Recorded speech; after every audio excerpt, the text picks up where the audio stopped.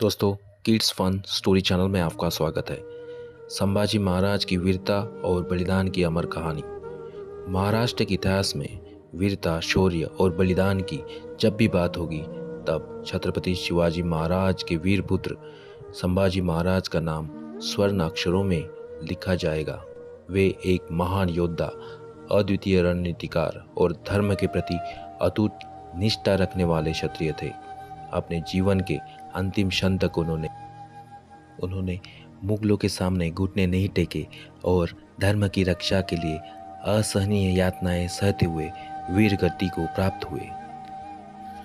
संभाजी महाराज का जन्म 14 मई 1657 को पुरंदर किले महाराष्ट्र में हुआ था। वे छत्रपति शिवाजी महाराज और महारानी सईबाई के पुत्र थे। बचपन से ही वे बुद्धिमान, निडर और युद्ध कला में निपुण थे। शिवाजी महाराज ने उन्हें संस्कृत, मराठी, फारसी और युद्ध नीति का गहन ज्ञान दिलाया। शिवाजी महाराज की मृत्यु के बाद 1681 में वे छत्रपति बने और पूरे जोश और पराक्रम के साथ मराठा साम्राज्य की रक्षा करने लगे। उनका शासनकाल कठिनाई से भरा हुआ था। एक तरफ मुगल सम्राट औरंगजेब था जो मराठा साम्राज्य को नष्ट करना चाहता था, और दूसरी तरफ कुछ मराठा सरदारों की गद्दारी थी जो अपनी स्वार्थ सिद्धि के लिए शत्रु से मिल गए थे। संभाजी महाराज ने कई महत्वपूर्ण युद्ध लड़े और कभी भी अपनी मातृभूमि को दास्तां में नहीं जाने दिया।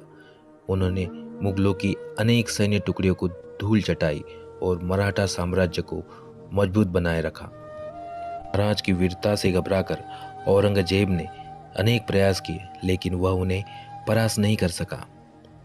पर अन्य गद्दारों की साजिश के कारण उन्हें सांगली जिले के संगमेश्वर से गिरफ्तार कर लिया गया।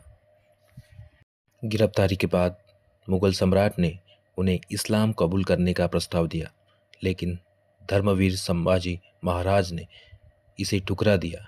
उन्होंने गर्व से कहा, एक हिंदू सम्राट का पुत्र होने के नाते मैं मर सकता हूँ, लेकिन धर्म नहीं छोड़ूंगा।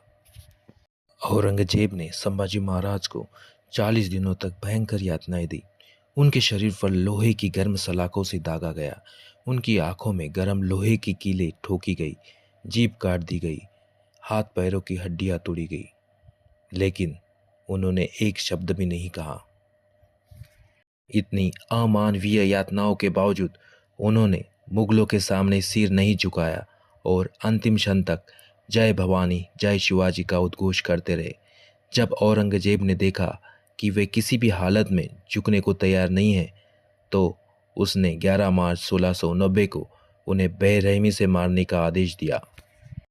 संभाजी महाराज की शहादत ने मराठा वीरों के हृदय में और अधिक जोश भर दिया।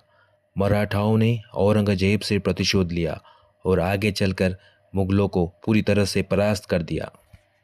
संभाजी महाराज केवल एक योद्धा ही नहीं, बल्कि एक जीवंत प्रेरणा है। संभाजी महाराज का बलिदान हमें याद दिलाता है कि वीर मरते नहीं, वे अमर हो जाते हैं। जय भवानी, जय शिवाजी। ऐसे ही नई नई कहानी सुनने के लिए किड्स फन स्टोरी चैनल को लाइक और सब्सक्राइब करें।